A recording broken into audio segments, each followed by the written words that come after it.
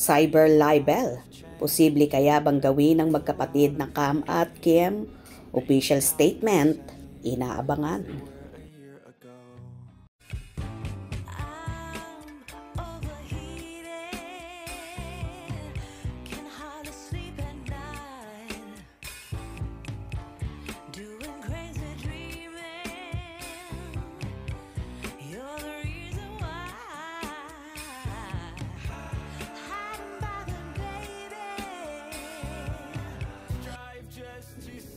Nakakaloka dahil pinagpipiestahan ngayon sa cyber world sina Kim Chiu at ang ate niyang si Ate Lakam ha. Dahil sa isyong pag-unfollow sa Instagram ay kaagad na may nag 1+1 at pinalalabas ngang may problema sa pagitan ng magkapatid. Pero syempre parehong tahimik lang sina Kim at Lakam at wala naman talagang nagsasalita sa kanila. May iba pa na pinalalabas na problema sa negosyo ang dahilan, kaya may gap daw sina Kim at Ate Lakam. May isa namang malapit kay Lakam ang tinanong namin kung magsasalita ba ito pero hindi daw. Tahimik lang daw ang ate ni Kim. Sabi pa ng kausap namin hindi naman pwedeng mag 1+1 na lang sila at kung ano-anong issue ang gawin kina Ate Cam at Kim. Kung ano man ang problema nila, pampamilya yan. Hindi naman para pakialaman ng mga taong walang kinalaman. Hindi sila pwedeng mag-assume ng kung ano-ano.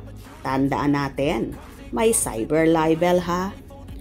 No more, I've seen a lot of change, been through a lot of pain. Some things are not the same as they were a year ago, but all will be okay.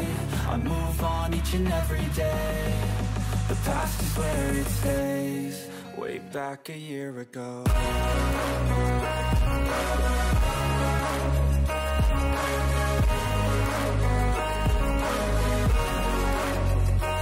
Actually, tahimik ng tao sila Cam at sa tuwing nakikita namin ito, ay hindi naman siya yung tipong panalo sa chika. The last time nga na nakita namin siya sa isang pa-black screening para sa My Love Will Make You Disappear. At ang tanging sinabi niya ay suportahan ang pelikula ni Kim at Paolo Avellino.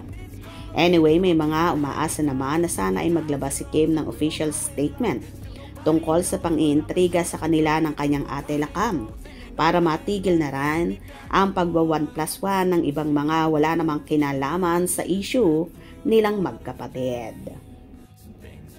Well, marami pa rin Kim Pao supporters ang umaasa na maaayos ang gusot sa pagitan ni Kim at Ate Lakam dahil alam naman ng lahat na isa rin si Lakam sa napakalaking tulong kay Chinita Princess kung bakit siya nasa tuktok ng tagumpay ngayon.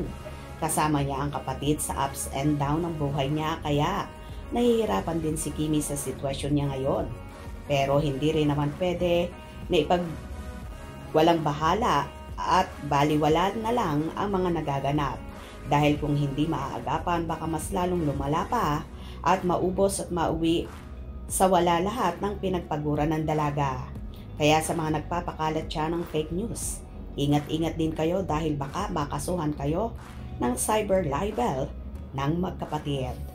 Hope you enjoyed. Please subscribe for more info.